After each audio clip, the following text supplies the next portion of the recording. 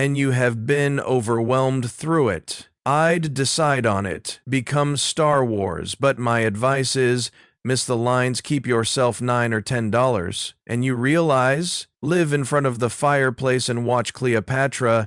You, easy, smooth Hollywood has visible, limitless stars. However, few like Timothy Dalton, a man who was right but at the wrong time. He turned into the cold, gritty, and maximum trustworthy addition of James Bond to the unique source yet. Audiences turned their backs on him, while Daniel Craig became praised for bringing a severe, grounded Bond to the display. The truth is, Timothy Dalton had carried out it too many years in advance, handiest to get hold of a combined reaction. Why did a talent like his seem, as Bond simplest, 2 times before, vanishing? Why has he never married, regardless of captivating many main girls behind that suave outdoors changed into he a lonely man forever going for walks from the limelight and commitment? Timothy Dalton delivered a Bond truer than ever earlier then, but the target audience wasn't ready to embrace him, and perhaps that turned into their best mistake. Timothy Dalton became born on March 21st, 1946 in Seawyn Bay, Wales, to a family of mixed English and American heritage. His father turned into a British intelligence officer, a disciplined and principled man who had served in the Special Operations Executive (SOE) all through World War II.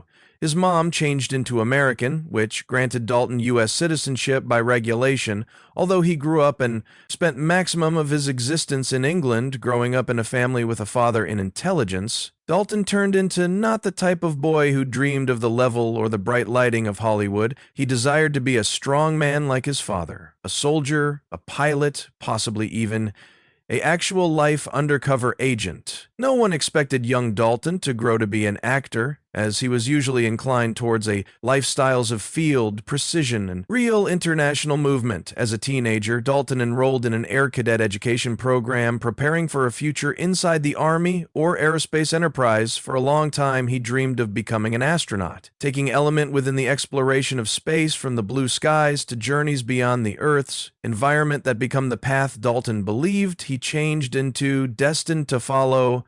However, fate had different plans. At some point, younger Dalton stepped into a theater and watched Shakespeare's Macbeth. In that second, the whole lot modified the energy of the words, the depth of feelings on degree, and the way an actor could command an entire area with simply their voice. It crushed him. He turned into, drawn into the arena of Shakespeare, of drama, of stories.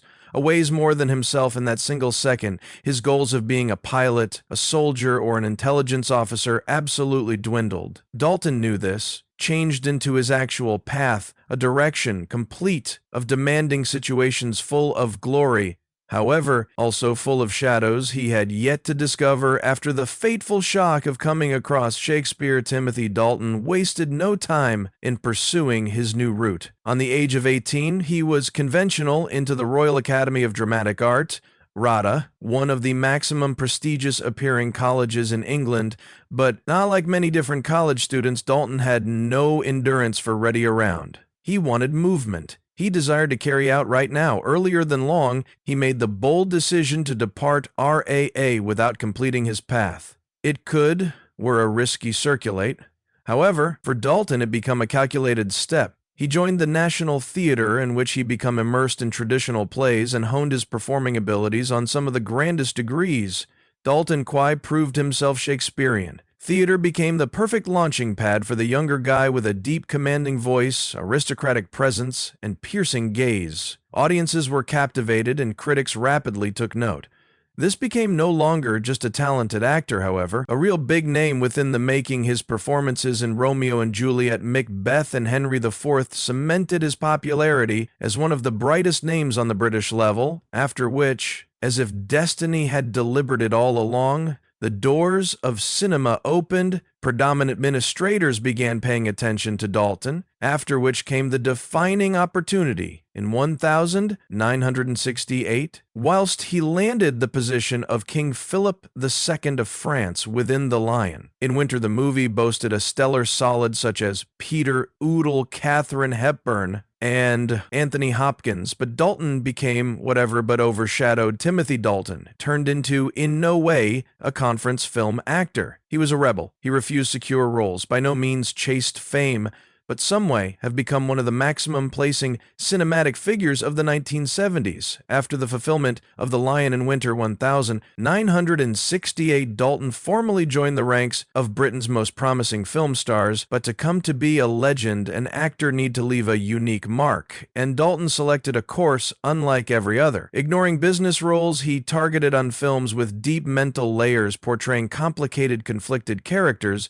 roles that allowed him to fully make use of his piercing gaze and commanding voice. Cromwell 1970, a historical drama approximately the English Civil War, wherein Dalton performed Prince Rurt, a nobleman stuck in the whirlwind of power struggles. Mary Queen of Scots. 1971, he transshaped into Henry Darnley, the unwell-fated husband of Queen Mary, a character who appeared charming at the surface but harbored ambition and tragedy underneath.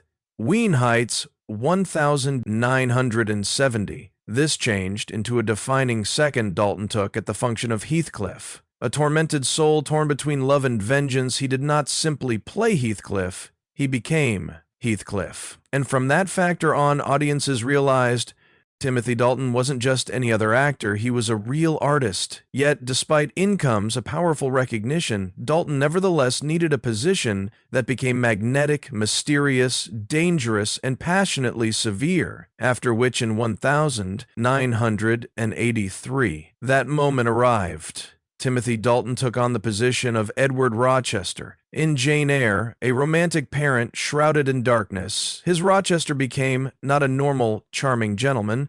He was severe, enigmatic at instances, cold, yet packed with longing, and when he spoke, his deep, razor-sharp voice commanded each scene, drawing audiences into each phrase.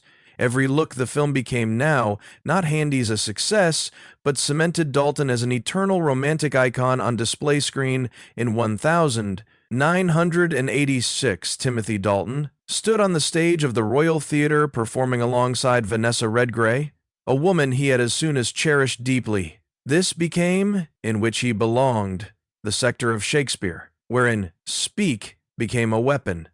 And the level lighting fixtures meant the whole lot, but then a phone call from Eon Productions changed his existence. All the time they wanted him to grow to be James Bond, one of the most iconic roles in cinematic records, a huge opportunity, an unmissable turning point. But for Dalton, it also raised an unsettling question, changed into this, the greatest lure Hollywood had ever set for him. The truth is, Dalton turned into no stranger to the call, James Bond. He were approached for the role as a long way again as 1968. While Sean Connery first stepped away, when you handiest lived 2 times.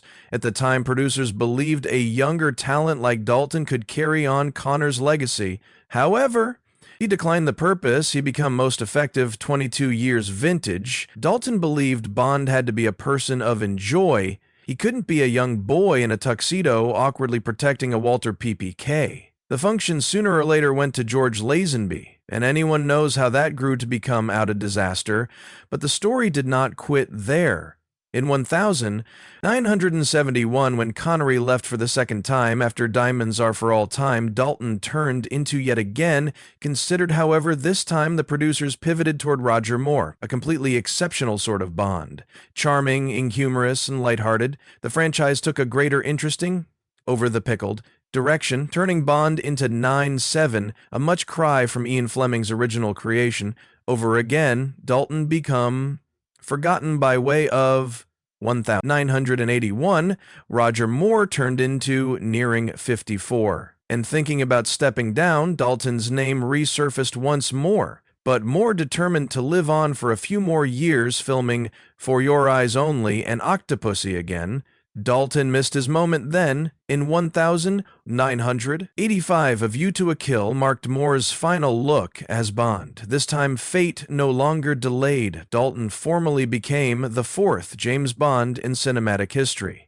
But no person found out that this choice would also mark the beginning of the end of his profession from the instant he took on the role. Dalton had no goal of playing Bond like Connery, or more, he desired to convey. The character returned to Ian Fleming's original vision, a chilly, damaged agent, more of a government device than a flashy hero.